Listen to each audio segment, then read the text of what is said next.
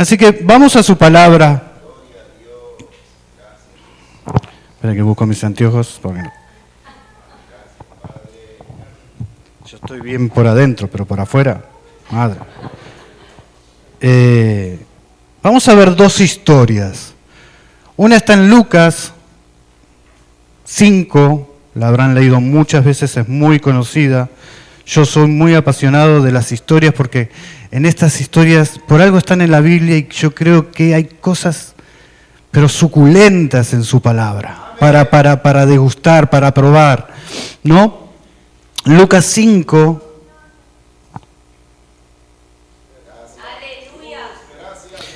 Y la otra historia está en Juan 21, Lucas 5:4 y la otra en Juan 21:4, ¿no? Ambas historias,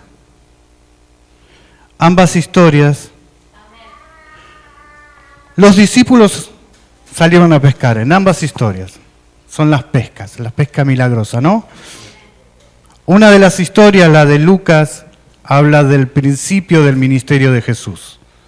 La segunda historia habla ya finalizando el ministerio de Jesús acá en la tierra, luego de haber resucitado, ¿no? Y ambas historias, como les decía, estaban los discípulos pescando. Ambas historias no tuvieron el resultado que quería, decir, no pescaron nada. Ambas historias, Jesús los llama desde la orilla, ¿no? Ambas historias le dice que echen las redes. Ambas historias reconocen que ese mandato de Dios, de Jesús, les parece absurdo, pero ambas historias, cuando ellos obedecen a esa palabra, a ese mandato, sucede el milagro. Pero en ambas historias hay una diferencia muy grande, y es que en una casi se rompe la red y en la otra no. Algo pasó en ese tiempo que capaz los discípulos aprendieron y la red no se rompió. Cuando Dios nos empieza a bendecir, cuando Dios te empieza a prosperar, cuando Dios empieza a darte gracia, ¿no? Y nos sentimos bendecidos en nuestra vida, en lo personal, aún en el trabajo, ¿no? Damos gloria a Dios, aún en lo ministerial como iglesia. Cuando Dios te aumenta, no sé, tus bolsillos, ciertas cosas, creo que ahí hay un problemita. Creo que ahí surge el peligro a veces, ¿no? En el instituto, y creo que estarán de acuerdo, nos enseñan a tener éxito cuando arrancamos, ¿no? Apenas empezamos con una iglesia, nos enseñan a prepararnos, a lidiar con un montón de cosas, ¿no? Pero lo que no te enseñan en el instituto es a cómo lidiar, a cómo sobrevivir a ese éxito.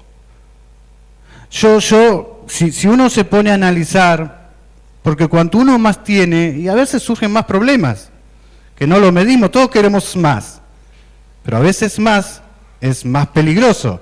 Una idea, imagínense que el próximo domingo acá entren 50 personas más de las que están. Todos decimos, amén.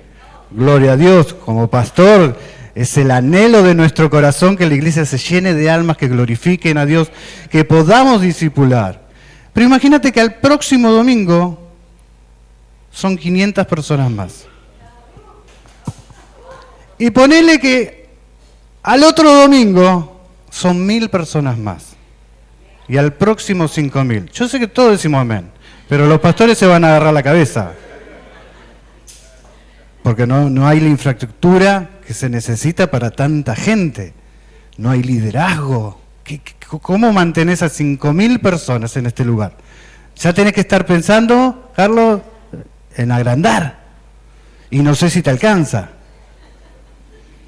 Ya tendrías que ir a buscar, ¿se imaginan? Y no solo eso, una cosa es pastorear a 200 personas, otra cosa es pastorear a 5000 personas. ¿Cómo pastoreás?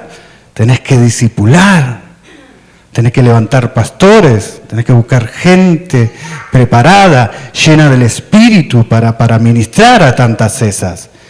Y hablamos en 5.000 personas, no digamos que esas 5.000 puedan atraer una persona más porque ya estaríamos... Entonces, sí sabemos del éxito cuando arrancamos, vemos una iglesia linda, preparada, pero ¿qué pasa? Y ojo que después no se te suba los caballitos a la cabeza. Porque es fácil, cuando estamos arriba, decir, wow, ¿no?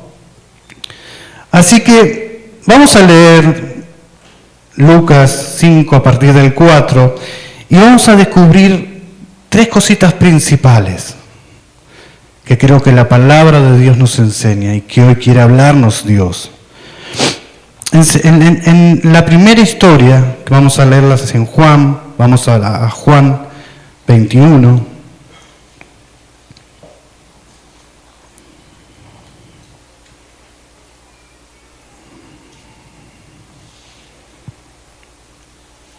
No, mejor, perdón, vamos mejor a Lucas, vamos a arrancar con Lucas. Amén, sí, Señor. Gracias, Jesús. Gracias. Lucas 3. Dice, y una de esas barcas eran de Simón Pedro. Dice que Jesús subió a ellas y le pidió a Pedro que la alejara un poco de la orilla. Luego se sentó en la barca y desde allí comenzó a enseñar a la gente. El 4 dice, cuando Jesús terminó de enseñarles, le dijo a Pedro, lleva la barca a la parte honda del lago y lanza las redes para pescar. Estoy leyendo la versión TLA. Pero paso ahora a la Reina Valera, mejor. Y respondiendo Simón le dijo, Maestro, toda la noche hemos estado trabajando y nada hemos pescado, mas en tu palabra, dice, echaré la red. Y habiéndolo hecho, encerraron gran cantidad de peces y su red, dice, se rompía. Entonces hicieron señas a los compañeros que estaban en la otra barca para que viniesen a ayudarle, y vinieron y llenaron ambas barcas de tal manera que se hundía. Fíjense, era tal la cantidad de peces que aunque eran 2 barcas, dice que se hundían. Ahora sí, vamos a Juan 21, 4. Dice, cuando ya iba amaneciendo, se presentó Jesús en la playa, mas los discípulos no sabían que era Jesús. Y les dijo, hijitos, ¿tenéis algo de comer? Les respondió, no. Él les dijo, echad la red a la derecha de la barca. Era como que algo raro, ¿no? Porque aunque la echen de un lado o del otro, era lo mismo. Y dice, y hallaréis. Entonces la echaron y ya no podían sacar por la gran cantidad de peces. Yo me imagino tirando la red y los peces saltando a la red. Entonces aquel discípulo a quien Jesús amaba dijo a Pedro, es el Señor, Simón. Es el Señor. Simón Pedro, cuando oyó que era el Señor, se ciñó la ropa porque se había despojado de ella y se echó al mar. Y los otros discípulos vinieron con la barca arrastrando la red de peces, pues no distaban de tierra, sino como a 200 codos, que es aproximadamente unos 100 metros. Ahora, hay una palabra que habla de romper, ¿no? Cuando leíamos Lucas habla de romper. Cuando yo voy a esa palabra al griego, esa palabra me habla de división, esa palabra me habla de separación. Y si lo buscamos más, queremos como escudriñar más esa palabra, en el latín, en inglés, ya se usa específicamente para hablar de división en la iglesia. La palabra es esquizo. Y lo que nosotros tenemos que estar atentos, siempre, hermanos, es que el diablo quiere dividir. Siempre busca dividir, ya sea en tu ministerio, en la iglesia, en tu familia, busca dividir. Siempre. Ahora, ¿Cómo a veces se manifiesta esta división? Es muy sutil, pero así arranca. Simplemente un chusmerío. Simplemente un chusmerío, una murmuración. En algo que creemos que, bueno, nada, estamos entre líderes, estamos entre hermanos y lo catalogamos, bueno, tenemos que ser, ¿no? Y simplemente una murmuración le permite al diablo agarrar una pequeña navaja y empezar a cortar los hilos. Porque la idea de Satanás, la idea del enemigo es que pierdan toda la pesca, toda la cosecha, que se eche al mar, que se pierda completamente. Tal vez en las familias, un empujón, capaz empieza con un insulto primero, con hablarte mal, con faltarte respeto, ¿no? Y lo dejamos pasar. Pero son pequeñas cosas que abren la puerta al enemigo. Vos después luego la querés cerrar, pero el diablo te puso la patita en la puerta y ya no la puedes cerrar. Y así arranca. Y lo dejamos pasar y creemos que no es nada. Pero después viene el insulto, después viene una pequeña cachetada, después el golpe. Y el diablo empieza a atajar grandemente esa red por la cual Dios te bendijo. Él prosperó tu vida. Pero sin querer, sin darnos cuenta, dejamos la puerta abierta. Y el diablo penetra. Y el diablo empieza a atajar nuestra red. Yo te pregunto, ¿cómo está dividiendo Dios, mejor dicho, el diablo, tu familia? ¿Te das cuenta? ¿O no te estás dando cuenta? A veces inicia con una falta de perdón. No lo perdono. Me hizo esto y no lo puedo perdonar. Y ya tu corazón empieza a endurecerse. Y lo dejamos a veces. Pensamos que yo lo voy a poder manejar. Como que vos vas a poder manejar lo que el diablo está haciendo en tu corazón.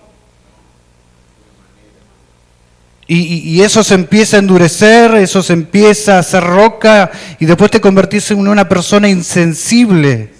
Ya no te importa. Vemos capaz a alguien tirado, alguien pidiendo, qué sé yo, y seguís de largo. No nos importa. Tu corazón es piedra. Y esto pasa a veces en la familia. No me voy a divorciar porque Dios no... Pero viven distanciados, no hay pasión, no hay fuego, no hay nada en la relación. El diablo tajó la red de tu familia. Y no nos damos cuenta. Porque creemos que es de un día para el otro. Pero de un día para el otro no es así. A veces creemos que es como el correcamino cuando el coyote le ponía el agujero a Agne y vamos corriendo y nos caemos. No, esto se empieza a gestar. Por eso digo, no te das cuenta y capaz es una falta de perdón, algo que no querés perdonar. No querés perdonar, rencor. La falta de comunicación. Yo conozco parejas que no hablan. Y el diablo sigue metiendo, ya no es con un scooter, sino es con un machete, ya empieza a abrir y tajar toda tu red. No se puede tolerar, no lo podemos tolerar. Tenemos que orar y discernir lo que está pasando en nuestra familia. Hay un dicho muy conocido, que es muy conocido, no se conoce el autor, pero muchos lo dicen y de hace siglos atrás. Divide y reinarás. Divide y reinarás. Eso es lo que busca el diablo en tu familia. Eso es lo que busca en la iglesia. Dividir. Conozco cientos de iglesias, muchas iglesias. En el instituto escuchabas, pero de divisiones extremas, capaz por una estupidez. Iglesias que se dividen. Yo creo que a veces, cuando uno es leal, cuando las cosas están bien, cualquiera es leal cuando las cosas están bien. Pero leal eres cuando las cosas están mal. Ahí se ve. No lo podemos permitir enseguida, hay que orar y clamar. Dios no quiere esto. Dice que la gente nos va a conocer por cómo nos amamos, por la unidad que hay entre nosotros. Cuando empezó la iglesia de la primera iglesia en Jerusalén, dice que tenían un mismo sentir de corazón, de pensamiento. Eso habla de una unidad completa. El mismo sentir en todo, no había distintas opiniones. Todos creían y pensaban que era lo correcto. Todo, no era yo opino tal, yo opino... No, el Espíritu Santo había invadido a todos y todos tenían este mismo sentir. Cuidemos, hermanos, que no haya división. A veces, ¿saben qué? La división en nuestra familia viene de terceros. Y aunque no lo creas, a veces los hijos provocan esa división. Y la Biblia es clara cuando hay un orden en nuestra familia. Nunca un hijo puede ser más que el marido o que la esposa. Nunca. Entiendo en estos tiempos del abuso, el maltrato, ahí sí. Cuando ya corre tu vida peligro, la de tu hijo, sí. Pero mientras no, nunca un hijo puede superar, nunca un hijo puede... Pero yo he escuchado que hoy lo importante en la familia son los hijos. Pero no saben que destruyen el plan divino de Dios de cómo es la familia. Porque mientras vos y tu esposo estén bien, tus hijos van a estar bien. Y van a crecer en una familia compuesta por lo que Dios quiere. Cuidemos esas cosas, leamos la Biblia, leamos. Gloria a Dios. Vamos a Lucas, los voy a tener de acá para allá.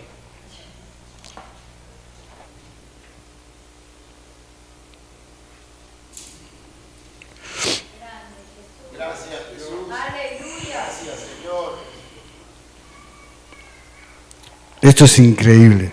Mira, cuando terminó de hablar, el 4 vamos a leer, 4:5, cuando terminó de hablar dijo a Simón, boga mar adentro y echa vuestras redes para pescar. Y él respondió, Maestro, toda la noche hemos estado trabajando y nada hemos pescando. Dice, mas en tu palabra echaré la red, mas en tu palabra echaré la red. Ahora, Dios le dice, Jesús le dice, echen vuestras redes. Echen vuestras redes. Aleluya. Plural. ¿Pero qué hizo Pedro? ¿Qué hizo Pedro? Dice, mas en tu palabra echaré la red. Mas en tu palabra echaré la red, singular. Ahora, ¿por qué no obedeció Jesús? La Biblia no nos dice por qué. Ahora yo pienso, digo, bueno, tal vez pensaron que como ellos eran los profesionales, sabían de que no iba a pasar nada, ¿no? Muchas veces nosotros, que venga alguien a decirnos algo sabiendo que tenemos 50 años en el Señor, ¿no? Y no podemos reconocer la voz de Dios. Tal vez porque, bueno, como les decía, estuvieron toda la noche. Tal vez Pedro pensó que capaz con una red alcanzaría.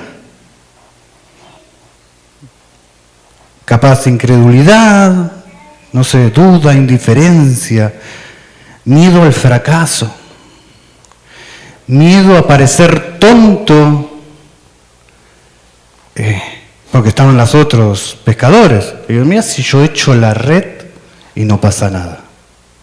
A mí me encanta pensar en Elías y Eliseo, cuando estuvieron ahí, cuando Elías le decía, bueno, mira, si me ves que me voy, el manto va a ser tuyo.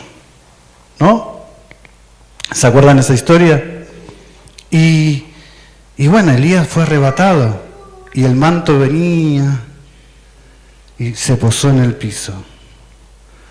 Él buscaba, él anhelaba ese manto. Ahora, había un costo en ese manto, había un precio que pagar en ese manto. Porque nosotros a veces en esta locura de recibir unción vamos por todos lados y que el pastor nos ore y que, ay, viene aquel pastor que también me ore y vamos allá y te imponen la mano, la unción fresca sobre tu vida, qué sé yo, y después llegas a tu casa y ¿qué haces? ¿Qué haces con esa unción? ¿Qué haces?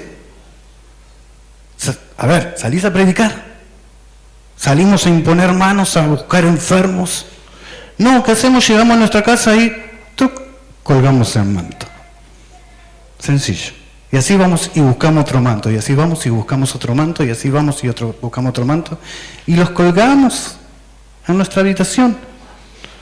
Muchos de nosotros, ¿qué hacemos? Terminamos el instituto y nos metemos en otro instituto, y terminamos y nos metemos en otro instituto porque queremos. ¿Qué hacemos luego con los diplomas? Vamos y los colgamos en la pared, qué lindo. ¿Y qué hacemos? Nos sentamos. Pero Eliseo ahora tenía el manto ahí. ¿Saben la responsabilidad que era ese manto? ¿Saben la responsabilidad que es que la unción de Dios venga sobre tu vida? ¿Qué vas a hacer con esa unción? Eliseo capaz decía, bueno, si ahora levanto este manto y me lo pongo, ahora yo voy a ser el que hable de parte de Dios. Ahora el poder de Dios se va a manifestar a través de mi vida. Y ahora él estuvo frente al río Jordán, lo había visto Elías, que rompió, agarró el manto, lo ensució y las aguas se abrieron y él pasó. Y ahora él estaba ahí.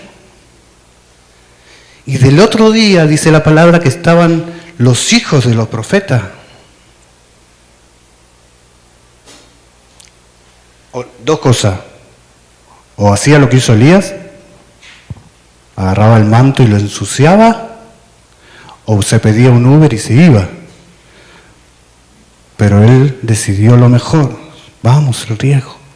Y rompió las aguas con el manto, ensució el manto, no lo colgó y las aguas abrieron. Y todos los demás decían, wow, mirá, el Espíritu de Dios ahora está en él. Y eso a veces nos pasa a nosotros.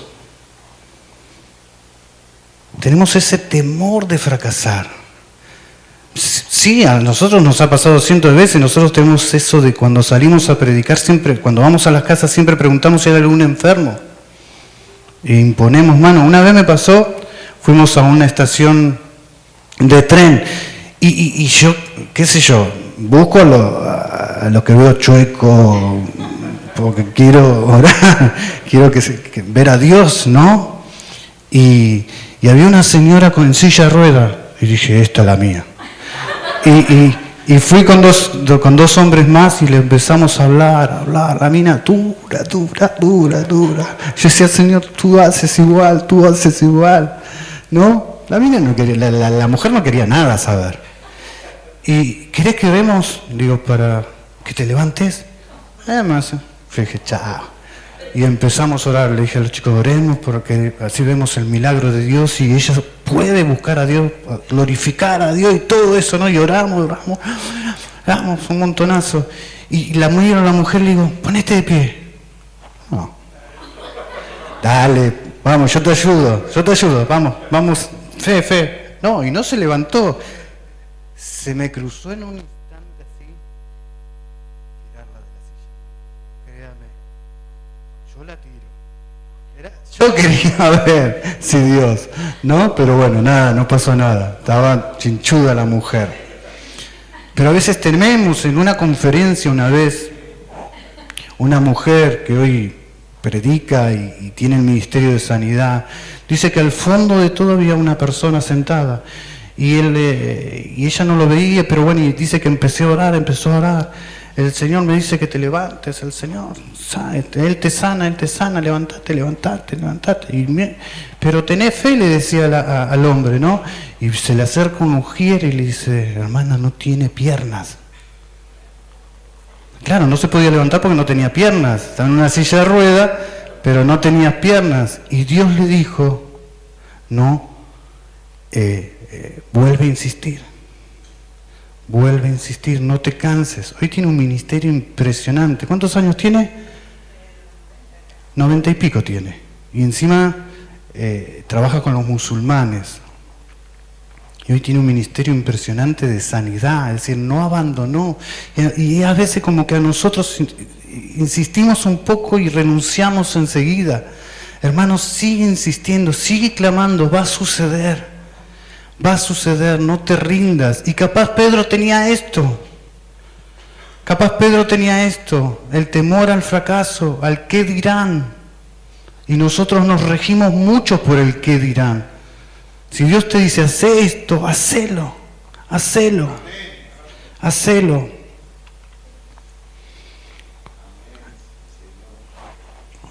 Y bueno, la realidad es que cuando uno lee se da cuenta que no obedeció Pedro al mandato que le dijo Dios. Y casi pierde la pesca.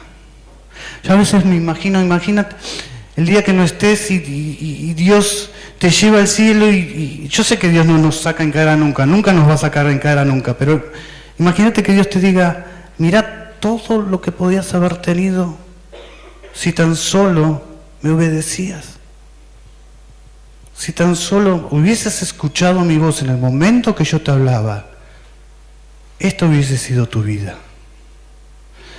Hermanos, la obediencia parcial es desobediencia.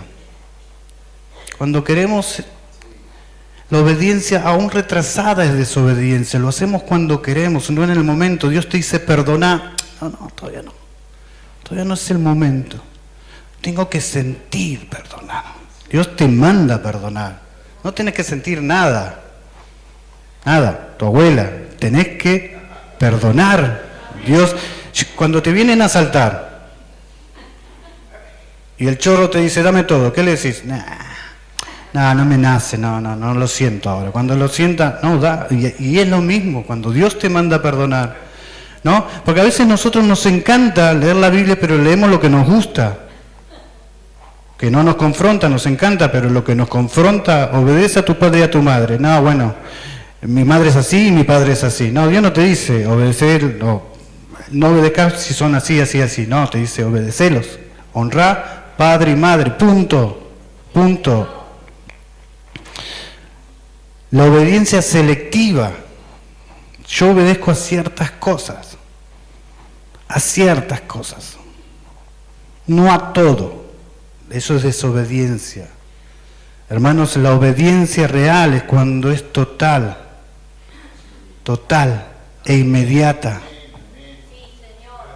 Ahora, ¿cómo obedecemos la palabra? ¿Cómo podemos obedecer? Y escuchando la voz de Dios. ¿Cómo obedecemos la voz de Dios? Escuchando, es leyendo su palabra. La palabra de Dios es lo que nos dejó Dios, es la inspiración de nuestra vida.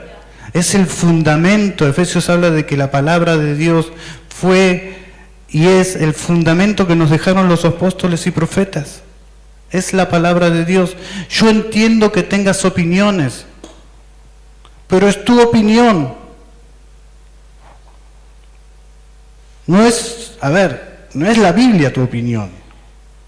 No es tu visión. Es la palabra de Dios. No es tu intuición. Yo intuyo. I'm sorry. No es eso.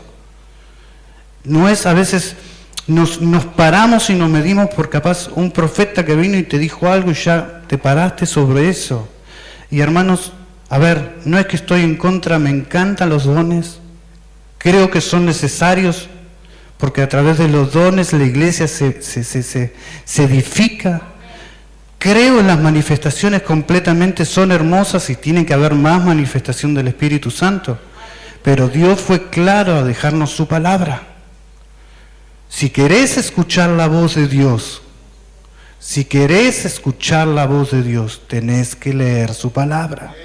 A veces leemos la palabra de Dios simplemente no sé, porque nos hace, por pasión o porque nos gusta, pero no la escudriñamos. Aún memorizamos, y cuando memorizás las escrituras, no, el Señor es mi pastor, nada me faltará. ¿Comprendés lo que estás memorizando? ¿Tenés entendimiento de lo que está diciendo el versículo? Veníamos hablando con mi esposa en el auto ahora de ese versículo que habla de gracia sobre gracia, ¿no? Y yo digo, a veces vamos a comentarios, a diccionarios, pero una de las principales reglas de la hermenéutica es que la Biblia se interpreta con la misma Biblia. Y vas y lees un montón de cosas y decís, wow, pero nada que ver, el contexto habla de otra cosa. Pero por eso te digo, nosotros decimos, sí, vamos a ir de gracia en gracia y Dios, pero ¿sabés lo que estás diciendo? ¿Entendés lo que estás diciendo? Hermano, cuando leas la palabra de Dios, tómate tu tiempo para escudriñarla y que el Espíritu Santo te hable y te ministre y la puedas comprender y hacer parte de tu vida. Dice la palabra que Dios es tajante a nuestro corazón. Tiene que quebrar los huesos, tuétanos, todo en tu vida. Tenemos que comprenderla, saborearla, aun cuando la memorizamos. Entonces, si hablamos de 2 puntos, primero, tengamos cuidado con la división. Yo me estoy pasando, avísame que me quedan 50 puntos más. Amén. No, mentira. Y la otra es, tenemos que ser obedientes. Guarda con desobedecer la voz de Dios. Una de mis oraciones frecuentes es, Señor, quiero ser parte de todo lo que venga, no me dejes afuera. ¿Cuántos quieren ser parte del avivamiento que venga y que te use? Tenemos que anhelarlo, tiene que ser tenemos que tener hambre, sed de ser parte y no quedarnos afuera. No nos quedemos afuera de lo que Dios quiere hacer.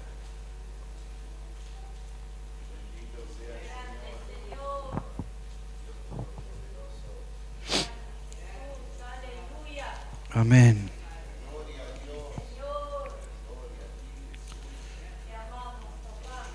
Lucas 5, del 5 al 6.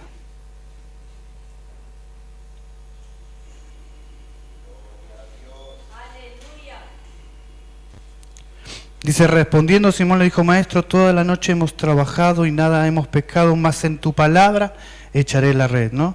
Y habiendo hecho esto, encerraron gran cantidad de peces y su red, dice que se rompía.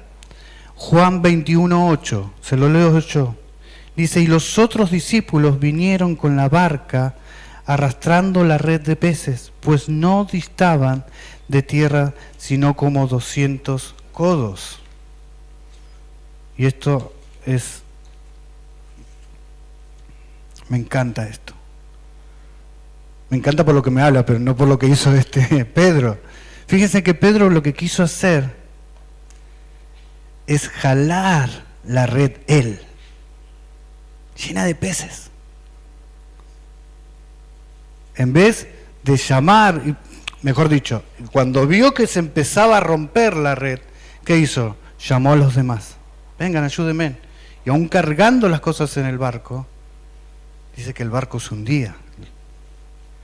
Ahora, en Lucas, me encanta, dice que jalaron, dice que vinieron arrastrando la red. No la jalaron para arriba, dice que la arrastraron. Pedro, ¿qué quiso hacer? Venga para mí.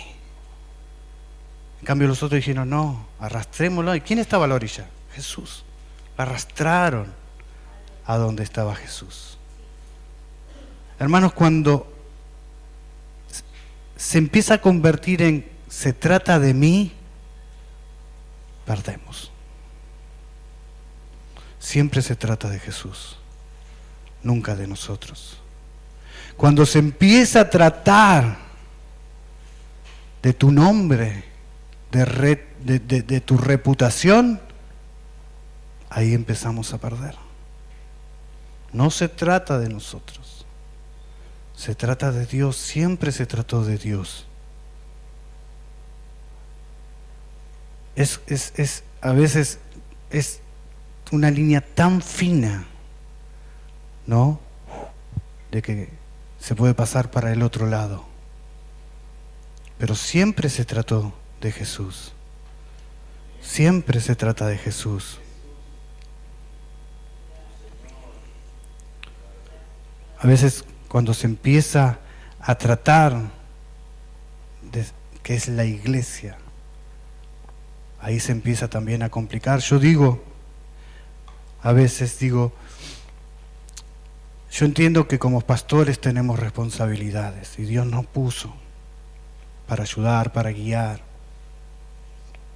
para apacentar la grey. Pero a veces vienen y te suplican que ores por tu hijo. Y uno ora por tu hijo, ¿no? O por algún pariente. Pero hermanos, más que nada, cuando es tu hijo, no hay nadie mejor que vos, que mamá, papá, para orar por tu hijo.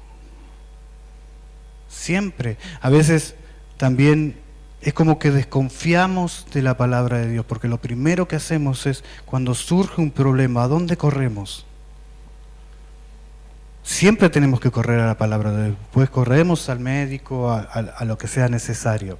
Pero a veces es como que en esta temporada, ya de un par de años atrás, y no estoy en contra de la psicología, por favor, me parece una herramienta fundamental, pero es que a veces le ponemos más hincapié o más fundamento o más a lo que es la psicología que a lo que es la palabra de Dios. Y no debe ser así.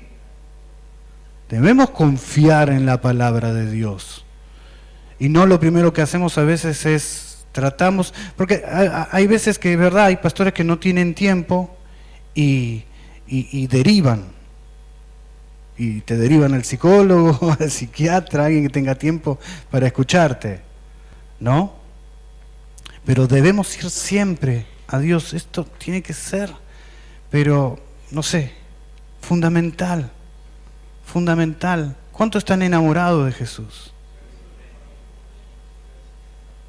Él es nuestro escondite, dice la palabra de Dios. Él es nuestra torre fuerte. Él es el que sostiene que no nos caigamos. Y Él te conoce. Hermanos, Él te ve y te escucha.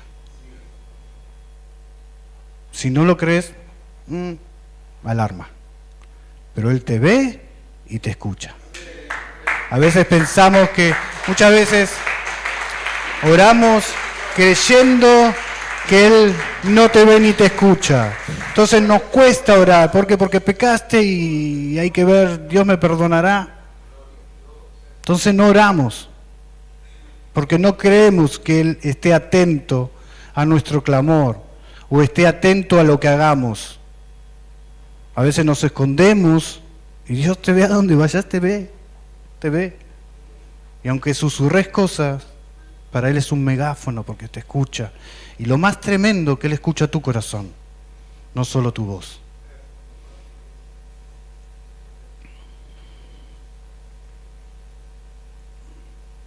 Entonces, cuando Dios comienza a bendecir, siempre hay una tendencia en nosotros a pensar que es por nuestro éxito o porque algo hicimos. Algo hiciste para que Dios te bendiga. Algo hiciste porque bueno, estás siendo prosperado. Y hay una palabrita para eso. ¿Saben cuál es? Orgullo. Pensar que lo que te pasa es porque te lo mereces es orgullo, hermanos. Es vanidad. Nosotros, ya voy a estar terminando. Nosotros a veces pensamos, nosotros vamos en la calle predicando y siempre señalamos capaz al borracho, al drogadicto, a la prostituta, si las vemos, ¿no? O a veces pasamos por un lugar y está lleno de mujeres que trabajan, ¿no? Y las señalamos y decimos, esas mujeres necesitan arrepentirse, ¿no? Pero Jesús, ¿con quién tuvo problemas? Jesús tuvo problemas con los drogadictos, bueno, en ese tiempo con las prostitutas. Jesús, el problema mayor que le trajo fueron los religiosos, hermano. Los fariseos. Él le decía hipócritas, porque él podía tratar y había arrepentimiento enseguida con el ladrón, con la prostituta.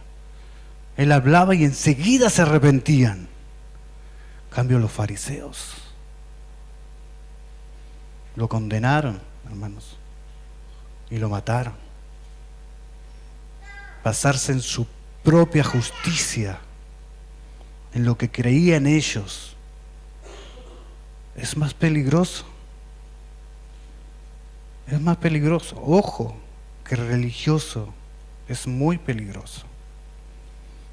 El que cree que hizo algo para estar acá, o porque Dios lo usa, y nosotros aplaudimos, sí, es verdad, pero siempre aplaudimos sabiendo que la gloria es para Él, hermanos.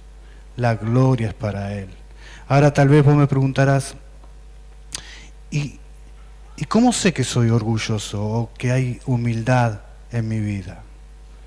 Bueno, ¿qué te está pasando ahora? ¿Qué sentís?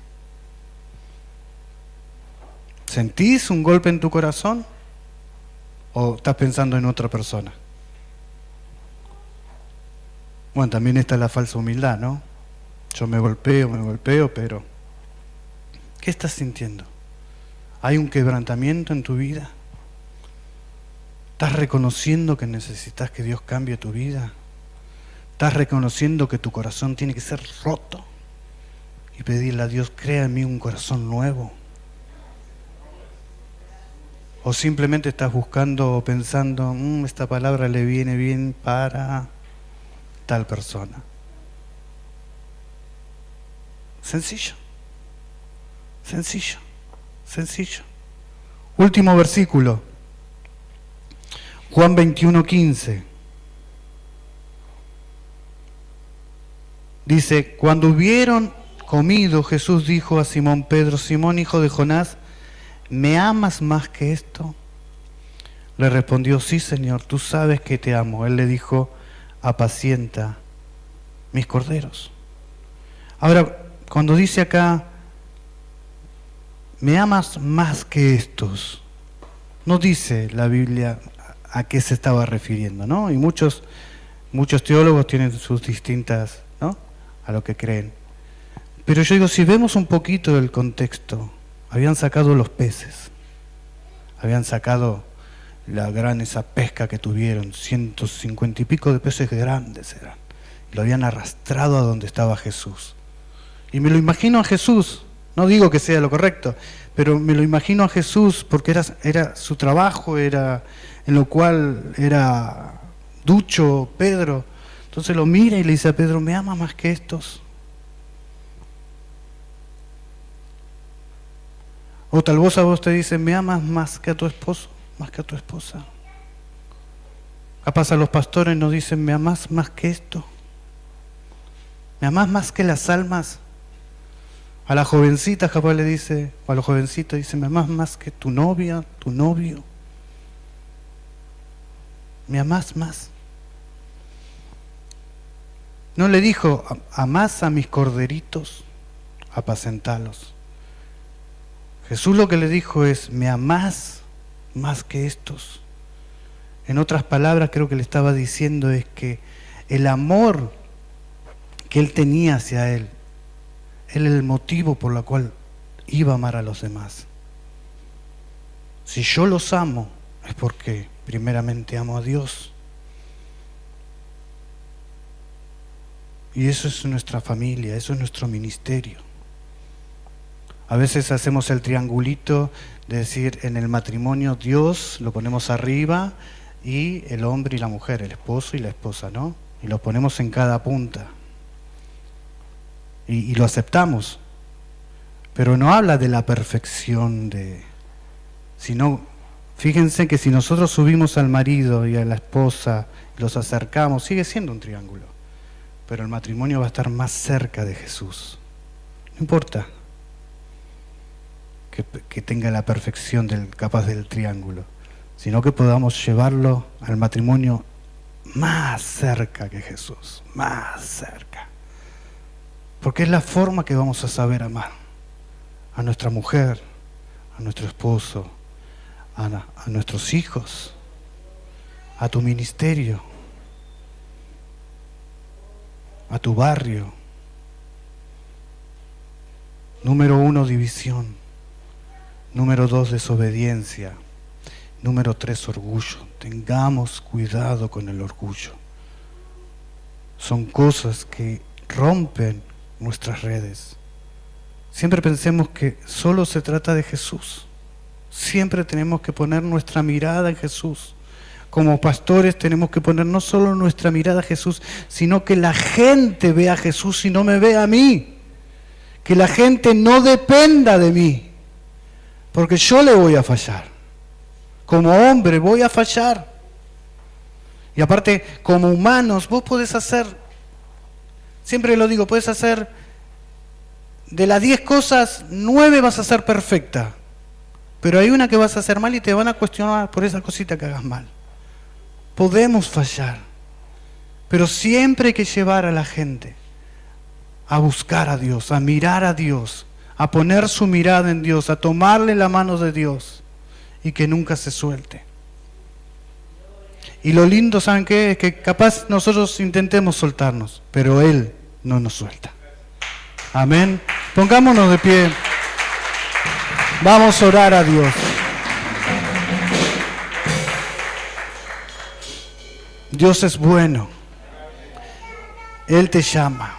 Él te capacita. Él quiere usarte.